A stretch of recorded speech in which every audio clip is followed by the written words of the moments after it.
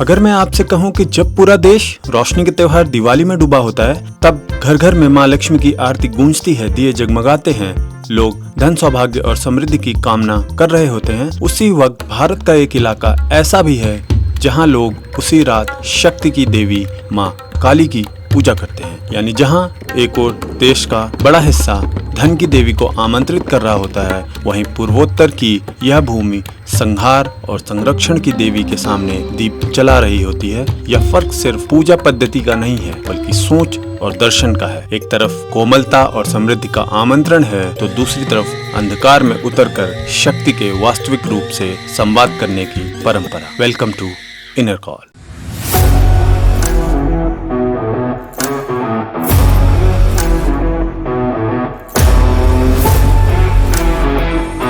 Before we start to explain, अगर कुछ गलती हो जाती है किसी लोक कथा के बारे में या कहीं कोई हमारी कमी रह गई हो, तो हमें माफ करिएगा, बिकॉज हमारा ऐसा कोई इरादा नहीं है कि हम कोक राजवंशी समुदाय या किसी भी कम्युनिटी को हर्ट करें। ये कोक राजवंशी समुदाय के कल्चर को आगे बढ़ाना और उनके बारे में ज्यादा एक्सप्लोर करना और पूरे देश के सामने रखने के लिए मात्र एक प्रयास है।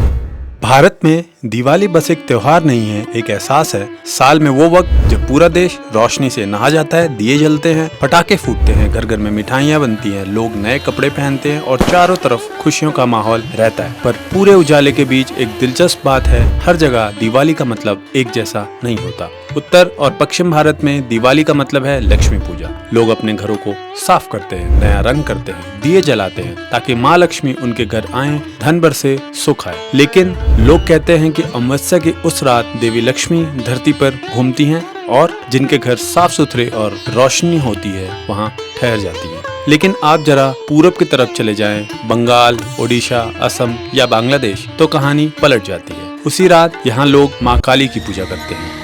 वही अमावस्या होती है, लेकिन दिए सिर्फ रोशनी के लिए नहीं जलते, वो जलते हैं अंधकार के बीच शक्ति को बुलाने के लिए। यहाँ दिवाली सिर्फ लाइट्स का त्योहार नहीं, बल्कि शक्ति का पर्व है। और इन्हीं इलाकों के बीच में उत्तर बंगाल और निचले आसाम की धरती पर रहते हैं कोक राजवंशी, एक ऐसा समुदाय जो इस फर्क को सबसे अच्छे से दिखाता है। इनके लिए दिवाली का मतलब है माँ काली, ना कि लक्ष्मी। लेकिन ऐसा क्यों? क्या ये बस रीजनल ट्रेडिशन है या इसके पीछे कोई पुरानी कहानी है? इतिहास और पहचान की जड़ें हैं, तो चलो इसे थोड़ा खोलते हैं।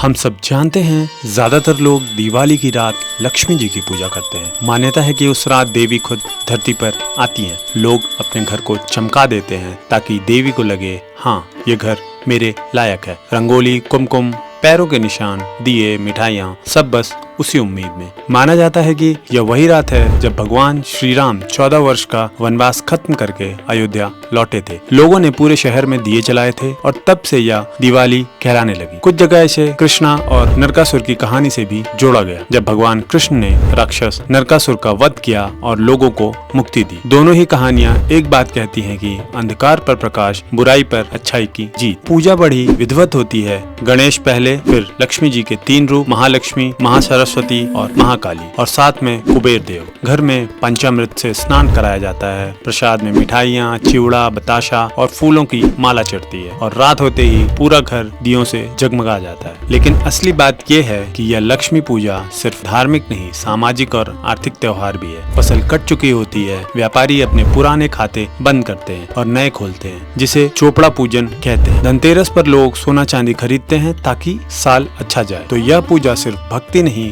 बल्कि अगले साल की किस्मत सेट करने का भी रिवाज है। अब आते हैं असली मुद्दे पर। ये कोच राजवंशी कौन है? इनकी कहानी बहुत दिलचस्प है। पुराने जमाने में ये लोग कामरूप राज्य के इलाकों में रहते थे। आज का उत्तर बंगाल, निचला आसाम, नेपाल का कुछ हिस्सा और बांग्लादेश तक। शुरू में ये लोग पूरी तरह आदिवासी समाज थे। जंगलों में रहते थे, झूम खेती करते थे, बारिश, धरती, पेड़ पौधों और नदी की पूजा करते थे। इनकी बोली, रीति और देवता सब प्रकृति से जुड़े थे। फिर आया 1500 का वक्त। एक आदमी जिसका नाम था बिसु, माँ कोच समाज से, बाप मिच जनजाति से, यानी दोनों दुनिया का एक मिला जुला खून। उसने अलग अलग जनजातियों को एकजुट किया, स्थानीय राजाओं को हराया और खुद को राजा घोषित कर दिया। नाम रखा बिस्वा सिंह। यहीं से शुरू हुआ कोच साम्राज्य और ये लोग पहली बार सत्ता में आए।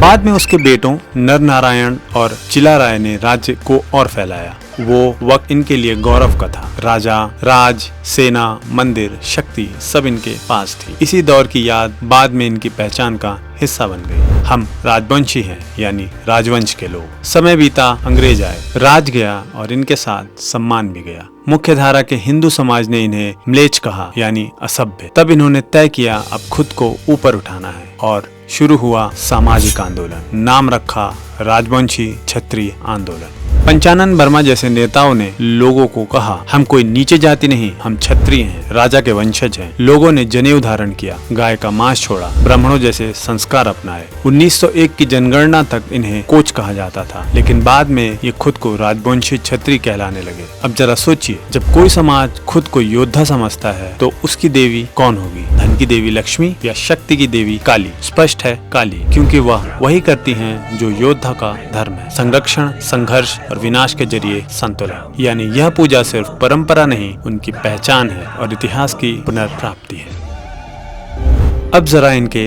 धार्मिक संस्कार में झांकिए। यह दुनिया बड़ी रंगीन है। यहाँ ब्रह्मा, विष्णु, शिव तो हैं ही, पर साथ में है हुदुम देव, बांस देव, जंगल देवता, नदी माता और मसान भी हैं। यानी आधा हिंदू आधा लोक देवता, एकदम मिक्स कल्चर। पुराने जमाने में ये पूरी तरह प्रकृति पूजक थे। बारिश चाहिए तो हुदुम पूजा, बीमारी दूर करनी है तो मसान पूजा, खेती की सुरक्षा के लिए बांस पूजा। इनकी पूजा में डर भी था और प्यार भी। देवी को मानना मतलब प्रकृति की ताकत को मानना। जब राजकाल में इन्होंने हिंदू धर्म अपनाया तो इनका रुझान वैष्णव परंपरा की बजाय तंत्र और शक्ति परंपरा की तरफ गया, क्योंकि वहाँ उन्हें वो सब मिला जो इनके विश्वासों से मेल खाता था। अंधकार, शक्ति, रहस्य, सुरक्षा और स्त्री के भीतर छिपी दिव्यता। अब आते हैं मसान वाले हिस्से पर। इनके यहाँ एक बहुत पुराना डरावना देवता है मसान। लोग मानते हैं कि मसान शमशान का देवता है। बड़ा डरावना, बाल बिखरे, आंखें लाल, मौत और बीमारी का प्रतीक। लोग डरते थे पर पूजा भी करते थे ताकि वो नुकसान न करे। अब देखिए, ये लोग जब हिंदू धर्म के संपर्क में आए तो उन्होंने कहा, मसान तो हमारे लिए वही है जो हिंदू में काली है। और धीरे धीरे मसान को काली का बेटा या काली से उत्पन्न शक्ति कहा जाने लगा। कुछ लोक कथाओं में तो लिखा है काली के पसीने की बूंदों से अलग अलग मसान पैदा हुए। इससे क्या हुआ, जो कभी डर था वो अब देवी की शक्ति बन गया। अब मसान पूजा करते वक्त लोग महसूस करते हैं कि वो काली की शक्ति को ही मान रहे हैं, यानी काली ने लोक देवता मसान को अपने भीतर समा लिया और इस तरह से दो परंपराएं एक हो गई। इनकी लोकनाट्य परंपरा गोमीरा नाच या मुखा नाच भी इसी से जुड़ी है। इसमें नकाब पहनकर लोग मसान काली, शमशान काली, चामुंडा जैसे रूपों का अभिनय करते हैं। और ये सिर्फ नृत्य नहीं, एक तरह की पूजा होती है गांव को बुरी आत्माओं से बचाने के लिए। अब बात उस रात की जब बाकी देश में लक्ष्मी की आरती होती है। कोक राजवंशी लोग उसी रात करते हैं काली पूजा।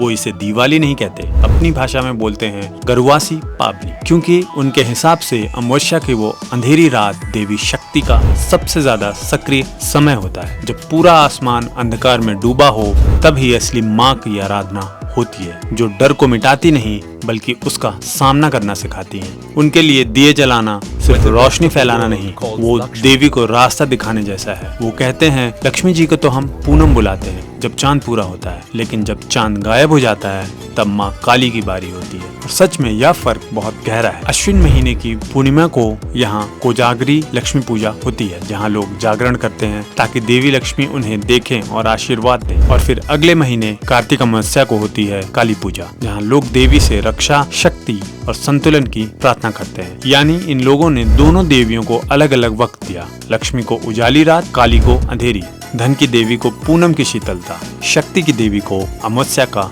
अंधकार। और यही उनकी पूरी सोच को परिभाषित करता है, कब रोशनी चाहिए कब शक्ति। कुछ राजवंशी समुदाय का दिवाली पर काली पूजन मनाना कोई अपवाद नहीं है, न ही यह महज किसी इलाके की अलग परंपरा भर है। यह उनकी मजबूत और सुसंगत सांस्कृतिक पहचान का जीवंत प्रतीक है। एक ऐसा अनुष्ठान जो उनके इतिहास, संघर्ष और आत्मसम्मान से आकार लिया है। यह परंपरा उस लंबी यात्रा का निचोड़ है जहां वे अपनी आदिवासी और प्राकृतिक पूजक जड़ों से निकलकर एक राजवंश की स्थापना तक पहुंचे और फिर एक ऐसे सामाजिक आंदोलन का हिस्सा बने जिसने उन्हें बस हिंदू व्यवस्था में अपने क्षत्रिय स्थान का दावा कराने का साहस दिया।